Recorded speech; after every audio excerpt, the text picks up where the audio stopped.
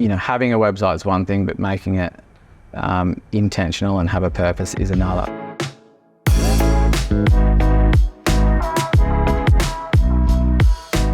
This is Velocitize Talks, and I'm Lauren Cox. Today I have with me Ben McIntyre, founder and director of BJM Digital. Welcome. How are you, Ben? Oh, I'm very good. Thank you very much. That's good. So Ben, I'd love you to tell us a little bit about what BJM do and how you've been growing and changing over the past 2 decades. Yeah, well, it's been quite a long journey. 23 years we've been in business for now. A lot's changed in that time, of course, but ultimately we aim to bring our clients closer to our customers, and that's through websites and web apps. And we do that for customers who really value brand and understand the user and the user experience and are willing to invest in that and put the time and effort that it really deserves. Yeah. So what makes BJM Digital different from other competitors, other agencies?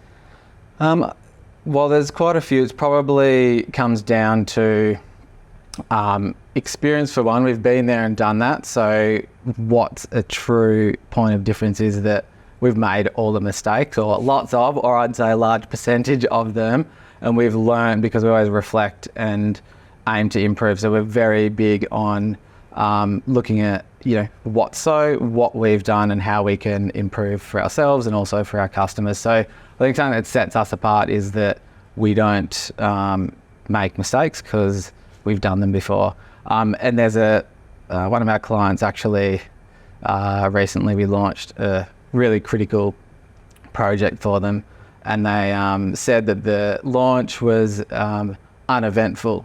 And while it sounds like a negative sort of bit of feedback, they were expecting something to go wrong or things to break. But I think that's something that's different about us, that we'll make sure it's done right, it's well considered, and we're not just winging it. Yeah. We don't like that. I think outside of that, we're very much about the user experience and being user focused in everything we do. So it's all about understanding the needs of the customer, understanding that brand, what they need and how they need to convey their message, and making sure that's reflected. So you can have a website or a web app and it's a vessel or a thing, and that's all well and good. It might look nice, but if it's not effective in terms of resonating with the audience, then all it is a website. So I think another thing for us is that we'll really make sure that it connects. And yeah, I was going to ask about that. How do you advise your clients to build long-term relationships is it through user journeys? Is it through content?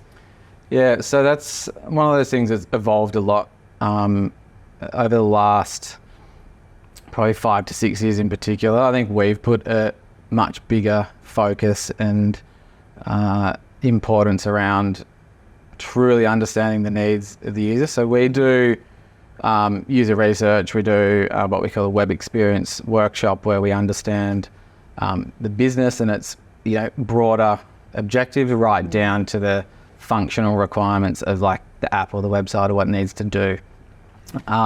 So doing that research, listening, understanding, we'll do that through interviews.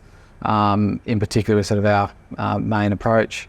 We'll take that information, put that into a meaningful report, which allows us to present that back to the customer and get really valuable insights and recommendations on what their customers are actually looking for. And then that is where we take that and translate that into the actual layouts and the website and the solution itself. So a lot of work goes into our projects before we even put, I don't want to say pen to paper, but, jump into Figma or start designing. Yeah. Because it's, all well and good to make something look nice, but before that, it's why are we doing it? Yeah. What's the point? I was actually going to ask if you had, if you could describe some of the psychology behind web design. Do you use a particular framework, or I was just interested in that. Yeah, something that we ingrain in everything that we do, and it's what we call adaptive advantage, which is fundamentally it's understanding and anticipating the needs of the user and making sure that whatever we're presenting them is what they need in that moment, and is giving them a next step to something that we know that's going to either provide them with value or take them to the next step, whether it's like, purchase on an e-commerce site, or if it's, a lead through a form or call to action or whatever it might be. So it's always designing and saying, what are we doing next? What do we need to adapt this particular moment in time to then create a reason to move across to the next step? So that's something that we think about in terms of a framework that we've come up with, that we apply on all of our projects. Then how do you successfully integrate human-centered design with personalization so that you can create like the best user experience?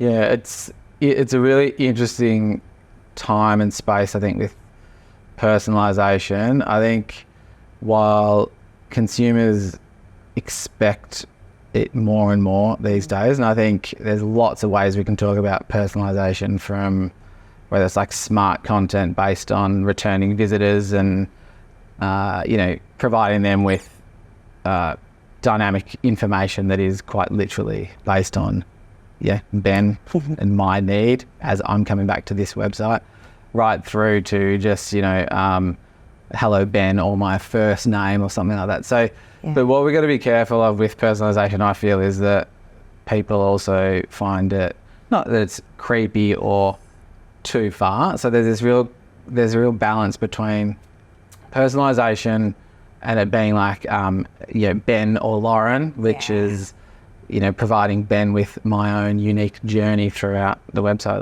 or the web app, versus personalization, where it's like understanding me as a consumer and what I need as a customer, and personalizing my journey based on my consumer or customer need. And that's where I think we like to sit, is a little bit back, not too personal, not too in your face, but understanding what they need and just subtly helping that person move through to make a choice or a purchase or a next step. So one of your clients is Red Kite, so they're an Australian cancer charity, and they have 3 distinct audiences: families, health professionals, and then supporters. So they're 3 distinct user journeys. How did you work with them to create those particular journeys?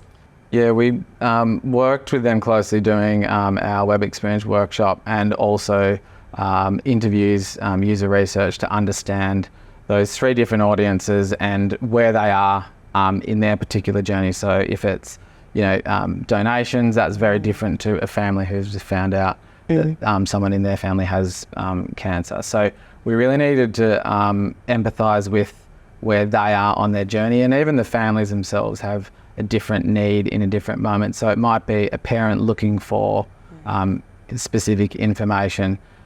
It might be a supporter who is looking to donate. So we need to think about, when people get to Red Kite, there's a lot to talk about, and there might be very different, distinct people who are there to take a next step.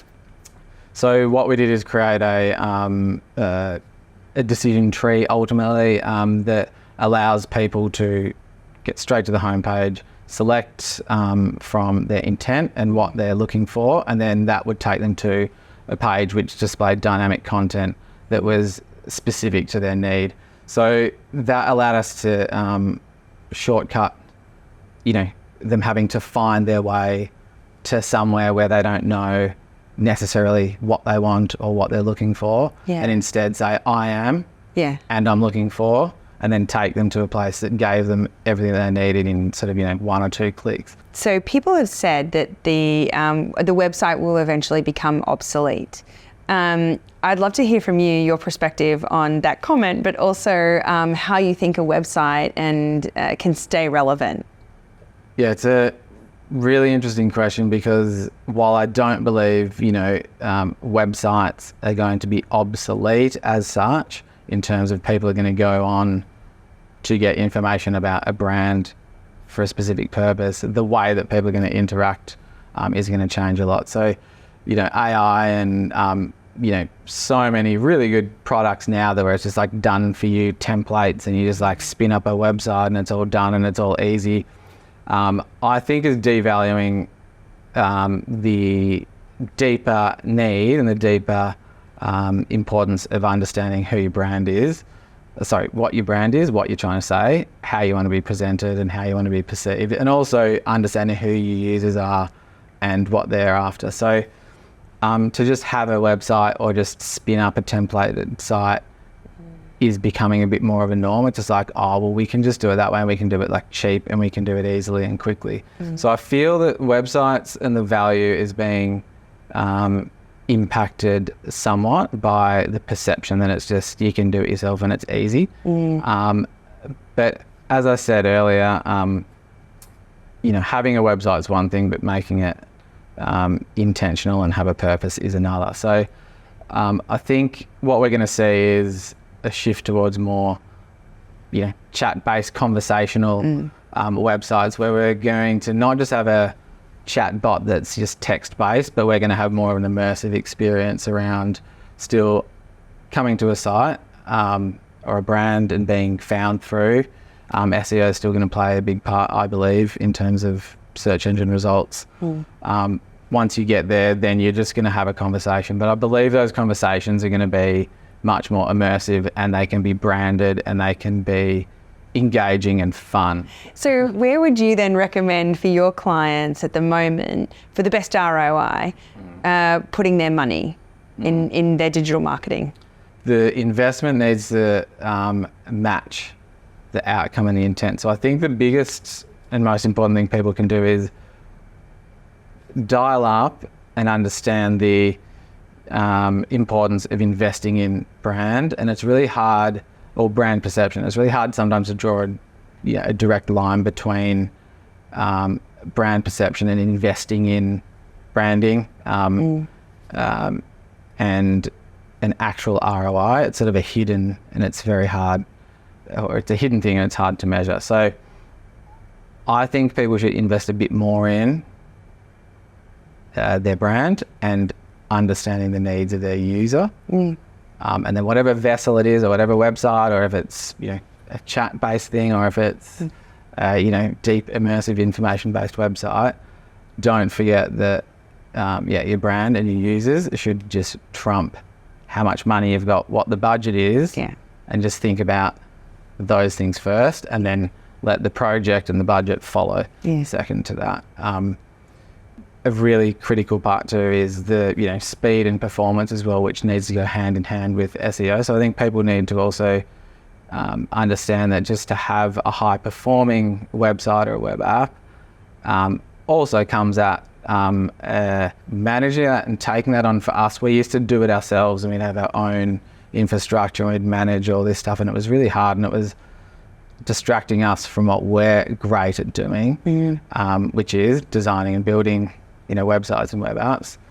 But we need to support that, and clients want them to be fast, and they want them to be high performing and get good results. And it's been really awesome with us to be able to have that direct support and almost lean entirely on WP Engine to take care of that for us, so we can focus on what we're doing. And the benefit being that because the clients need, high performing site, fast, speed, all that, that's also covered as well through all the support from that work that WP Engine does. So it's been a game changer for us in so many ways. So I love to finish an interview with a question, and that is about you. What gets you inspired for your clients, get you out of bed to work every day?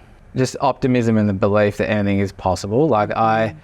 It's a strength and a weakness of mine. It's like, if someone wants something done, it's like, okay, that's fine. We'll just, that's okay. That's good and bad, because sometimes we can overcommit to things. But what it has taught me is that, where there's a will, there's a way, and anything is possible if you put your mind to it. So I wake up every day and I'm driven and optimistic, and I'm excited about what can be. And it's just a case of, working out how we get there. And I think it's those things that drive me. It's like the belief that anything's possible, and the challenge of how you get there is, that keeps me going, and I love it. Yeah, thanks, Ben. This is Velocitize Talks, and I'm Lauren Cox. Today we had Ben McIntyre, founder and CEO of BJM Digital. Thanks, Ben. Thanks a lot.